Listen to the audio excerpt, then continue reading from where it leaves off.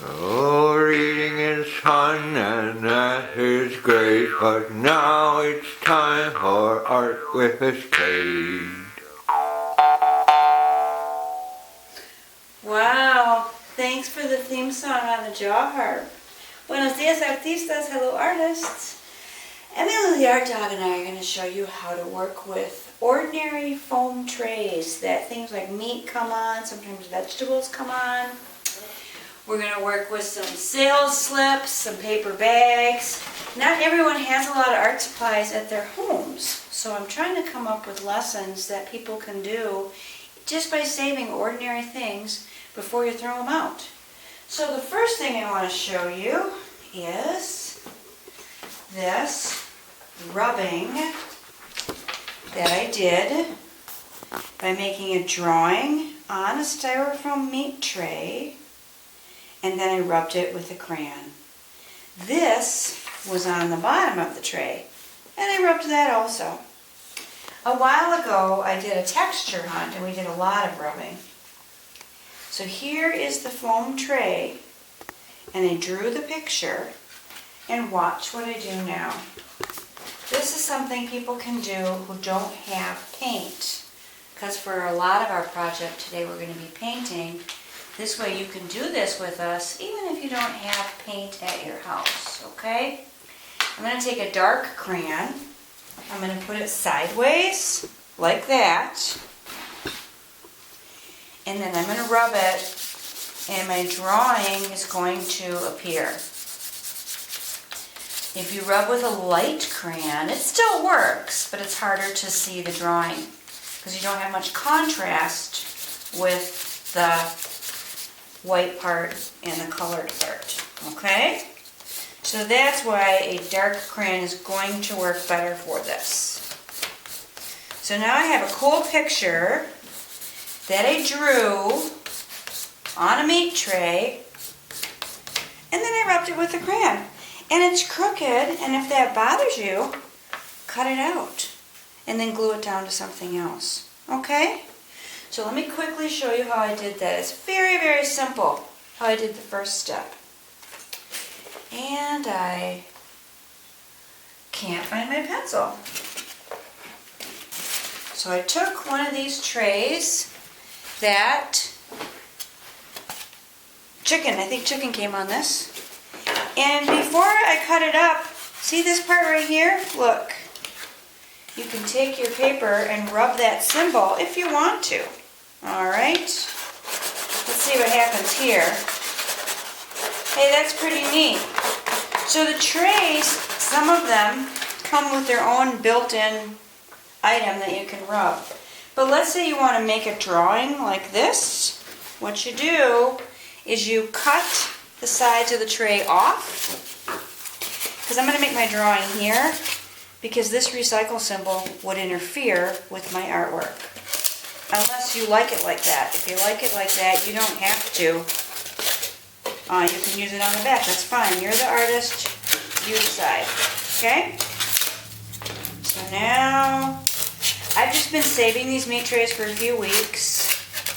Early on in our series, you may recall, I talked about saving things that you think you might be able to make something out of. And in a lot of places in the world, that's what people do all the time. They make artwork out of items that we here probably would throw away. So let's say for this one I want to do an abstract drawing. You press into that foam with your pencil. Okay.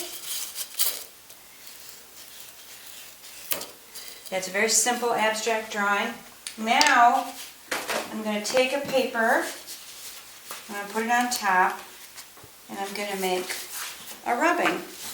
And I know I don't need the whole paper, so I'm going to cut it in half, because we can't just run to the store whenever we need to now, so we want to be very careful with our supplies. And I think this half sheet would work just fine. Then I take my crayon, I put it on my paper. We use the crayon sideways for this. and then my drawing is going to appear. Isn't that neat? So that's a way to use meat tray foams or vegetable tray foams without any paint. There you go. Now, what you could do though, if you have paint, is you could also paint this and then make a print. Alright? Now, this can be a little tricky because it's pretty easy to use too much paint, but we're mostly just trying to have fun here, trying to learn different ways to make art. So if it doesn't turn out perfectly, it's not going to be the end of the world, right? I could let it dry and turn it into something else. That's what I do with my artwork that I don't like how it turns out. I let it dry and I turn it into something else. So, you can do it like this. Center it, okay? Push it down. And then I like to use an ordinary wooden spoon. And I like to, this is called burnishing. I like to burnish this a little bit to make my print turn out a little better. Alright. There. Now, this has a couple problems. I didn't burnish enough here and I didn't burnish enough there. So I learned something. I'm not going to redo this one because I don't want our lesson to be too long. But that's what you do with printing often. If it doesn't turn out, you just redo it because you have the piece that you can print off of again. It's very easy, okay? Now, here, I did something different. I cut these meat tray, I cut the sides off the same way, and then I cut these shapes right here out of that. And I printed here. And I've been saving corks, and I also added some dots with some corks. So let me show you how to do this approach, okay? I'm going to take, for this one, I'm going to work on an envelope. What if you don't have colored paper at home and you want to use colored paper? This envelope would work out really, really well, wouldn't it? I can print right on that. And if I do this and print on it this way, the writing is covered up. So, I'm going to glue that down. There. And after I print on a few envelopes, I can glue them to a brown paper grocery bag. That would look really neat. So, let's try this one. I'm going to print on this shape. And put it here. And I'm going to print it one more time, same shape, same color. It helps if you have one brush per color for this, then you're not cleaning your brush all the time, but you don't have to do it that way. I'm going to do some orange.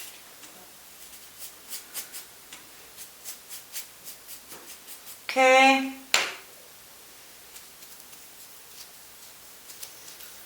And let me do some yellow.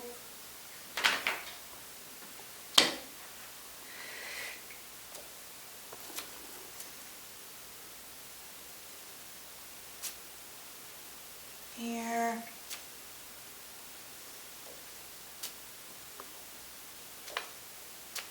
Okay. Let me do a red one.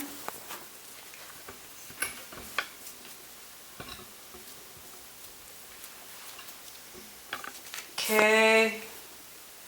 Now you can imagine, I think, if you printed on more than one envelope and you had a couple of envelopes, how they could look really cool if you would glue them to a part of a brown paper grocery bag, excuse me. So let's look over here now and I will talk you through how I made this. I took a sales slip, I've been saving these, I glued it down on part of a bag.